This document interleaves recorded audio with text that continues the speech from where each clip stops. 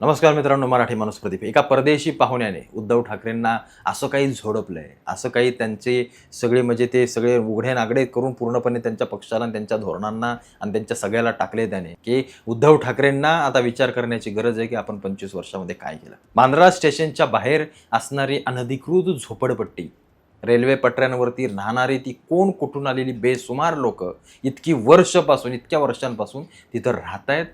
आणि तीच परिस्थिती दाखवणारा हा एक परदेशी पाहुणा, ज्यानं ते सगळं पाहिलं, त्याला धक्का बसला की मुंबईसारख्या शहरामध्ये आणि तेही रेल्वेच्या सगळ्या त्या मुख्य लाईनमध्ये आणि त्या भागामध्ये अशी परिस्थिती आहे, हे पाहून त्याला कुठे ना कुठेतरी वाईट वाटलं. हे पाहून त्याने जे दाखवलं ते पाहून आम्ही एक महाराष्ट्रातले नागरिक, मुंबईमध्ये राहणारी लोक म्हणून अनेक मराठी लोकांना वाईट वाटलं की अरे अरे, हे किती वाईट आहे, हे किती घाण आहे, हे सरकार हरामखोर आहे. हे काल बसलेलं सरकार भारतीय जनता पार्टीचं एक नंबरचं हरामखोर लबाड आहे. कारण यांच्यामुळे ही घाण झाली. बांद्रा स्टेशनच्या बाहेर तुम्ही जर कधी गेलात, तर मी अनेकदा तिथं गेलोय, जो तुम्ही काय ब्रिज चालून जो त्या बाजूला ईस्टच्या बाजूला जाता, म्हणजे पूर्वेकडे जाता, त्या ब्रिजच्या खाली झोपडपट्ट्या आहेत. त्या झोपडपट्ट्यांच्या आजूबाजूला पटऱ्यांवरतीच त्या झोपडपट्ट्या असल्यामुळे ती सगळी लोक त्या पटऱ्यांवरतीच राहतात, पितात, खातात, झोपतात. तिथंच सगळं त्यांचं चालतं. भयंकर घाणेरडा कचरा आहे. त्या ब्रिजवरून पुढे उतरून गेलात की मध्ये एक रस्ता लागतो. रस्त्याच्या पलीकडे पत्र्यांची मोठीच्या मोठी शेड असणाऱ्या इमारती आहेत आणि त्या इमारतींमध्ये राहणारे कोण लोक आहेत माहिती नाही. त्या गल्ल्यांमध्ये जेव्हा तुम्ही शिरता, त्या गल्ल्यांमध्ये गेल्यानंतर तुम्हाला एखाद्या कराचीतल्या एखाद्या गल्लीमध्ये शिरलोय की काय असं वाटू लागतं. इतका भयंकर कट्टरतावाद, इतका भयंकर जिहाद आणि त्या सगळ्या गल्ल्यांमध्ये चालतो. पोलिसांना याची उत्तम बातमी आहे. त्या इमारती थोड्याशा सोडल्या की पुढं एक कलानगर नावाचा सिग्नल येतो, मोठा ब्रिज जातो आणि त्या कलानगरच्या सिग्नलच्या पुढे तिथं लिहिलेलं आहे मातोश्री, जो बाळासाहेबांचा होता. आणि त्या मातोश्रीच्या मध्ये आपले उद्धव साहेब राहतात.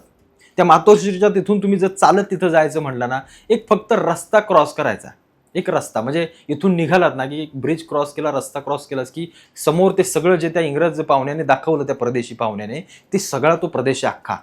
25 वर्ष ज्या पक्षाने तिथं सत्ता भोगली, ज्या उद्धव साहेबांनी तिथं स्वतःचा हुकूम गाजवला, त्या 25 वर्षामध्ये घराच्या दरवाजाच्या बाहेर, म्हणजे त्यांच्या घराच्या अंगणात असलेली घाण ते साफ करू शकले नाहीत, याच्यासारखं दुर्दैव नाही आहे.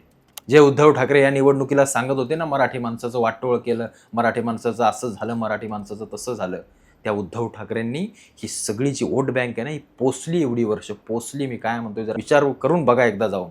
तुम्ही जर बांद्रा स्टेशनच्या आजूबाजूला कधी गेलात, तुम्ही कुठलेही असाल, व्हिडिओ जरी टाकला, सर्च करा त्या गुगलवरती किंवा मॅपवरती जाऊन बघा, तिथं काय नुसती ती वाळवी लागले, वाळवी या लोकांची. ही लोक काय करतायत, काय नाही करत, आपल्याला माहिती नाही. तिथं काय प्रकारच्या गोष्टी चालतात, किती ड्रग्ज आणि किती काय काय आपल्याला माहिती नाही, कारण आपण तिकडे लक्ष देत नाही. पोलीस देखील तिकडे लक्ष देत नाहीत. उद्धव साहेबांच्या अध्यक्षतेखाली सगळ्या गोष्टी अगदी वारे माप चालल्या. का नाही त्याच्यावरती बुलडोजर चालला इतक्या वर्षामध्ये? का नाही तेव्हा तुम्हाला दिसलं की अरे, ही बाहेर न येणारी लोक इथं राहत आहेत आणि आपला मराठी माणूस काय करतोय, तेव्हा नाही वाटलं का? तेव्हा मग लावायचं ना बुलडोजर, सगळ्यांना साफ करून टाकायचं आणि ती जी मोकळी झालेली जागा आहे तिथं आपल्या एखादी बिल्डरला आणून मोठी बिल्डिंग बांधायची आणि तिथं गरजू आपल्या मराठी लोकांना रूमा द्यायच्या, जागा द्यायची, त्यांना तिथं फ्लॅट्स द्यायचे, त्यांना तिथं राहण्याची संधी द्यायची. का नाही दिलं तुम्ही? का नाही केलं तुम्ही? एका परदेशी पाहुण्याने ह्यांचे सगळे मनसुबे उघड करून टाकले. दाखवून दिलं की उद्धव साहेबांनी काय एवढ्या वर्षामध्ये केलं. हे त्याचं उत्तम उदाहरण आहे. हे त्याचं उत्तम उदाहरण आहे. कोण बांगलादेशी कुठून आलेली सगळी लोक पत्र्याच्या इमारतींमध्ये अनधिकृत राहत आहेत, एवढी वर्ष राहत आहेत, महत्त्वाच्या ठिकाणी राहत आहेत. तिथं बाजूला असणारे महत्त्वाचे सत्तेमध्ये बसलेले नेते तिथं त्यांच्या बाजूलाच राहत आहेत, त्यांच्या अगदी काखेच्या इथे अंतरावरती. त्यांना हे दिसत नाही. जहाज एका परदेशी पाहुण्याने दाखवल्यानंतर आम्हाला थोडंसं अस्वस्थ वाटलं. अरे अरे, काय घाणे आहे मुंबईची. कोण आले? हे बाहेरून आले, हे युपीन बिहारीवाले सगळे घाणेरडे आले आणि त्यांनी आमच्या मुंबईची वाट लावून टाकली. अरे ते आले, बसवले कुणी?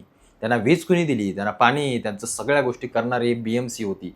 आणि कालपर्यंत, हा कालचा महापौर बसेपर्यंत या BMCवरती अधिकार शिवसेनेचा होता, म्हणजे उद्धव ठाकरेंचा होता.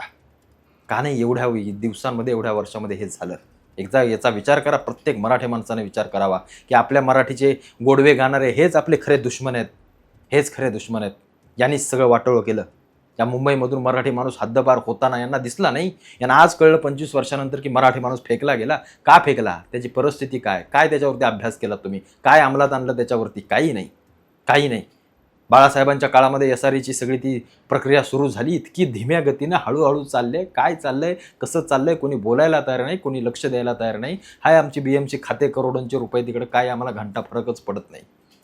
उद्धवसाहेब स्वतः मुख्यमंत्री होते राज्याचे, तेव्हाही त्यांना कधीतरी टेरेसवरती जाऊन त्यांनी पाहिलं नाही की अरे बापरे, बांद्रा स्टेशनच्या बाहेर एवढ्या अनधिकृत लोक आले, कधी रे आले, आपल्याला कधी दिसले नाहीत, काढा बघू त्यांना बाहेर, असं देखील ते बोलू शकले नाहीत. याचा अर्थ विचार करा, हे किती मराठी प्रेमी आहेत. आत्ता मराठी प्रेमी झालेत. याच्या आधी भाजपसोबत होते तेव्हा जय श्रीराम, काँग्रेससोबत गेले तेव्हा अल्लाहू अकबर. काय यांचं चाललंय मला समजत नाही. त्यामुळे तुम्ही विचार करा या सगळ्या गोष्टीचा, की नक्की किती मोठा स्कॅम आणि केवढी मोठी फसवेगिरी चालली आहे मराठी माणसासोबत. आणि आपण फक्त मराठीच्या मुद्द्यावरती यांना मतदान करत चाललोय. पण आपला उशक्काल कोण करेल हे आपल्या स्वतः मराठी माणसाला माहीत नाही आहे. आम्ही वास्तवाशी काही चर्चा करायला तयार नाही आहोत. आम्हाला जर कोणी सांगत असेल तर त्यांना मी त्याची जीभ हासडून ठेवायची आम्ही भाषा करतोय. कुठून आम्ही पुढे जाणार आहोत मराठी म्हणून याचा एकदा विचार करा, खरोखर करा. आपलंच कुंपण सालं शेत खातं अशी परिस्थिती आपल्या महाराष्ट्रामध्ये आपली स्वतःची आहे. आणि त्या परदेशी पाहुण्याने जे दाखवलं ना, याचं सगळं खापर हे उद्धव ठाकरे आणि त्या महानगरपालिकेवरती जेव्हा त्यांची सत्ता होती त्यांच्यावरती हे फोडलं पाहिजे. एवढंच फक्त मी सांगतो.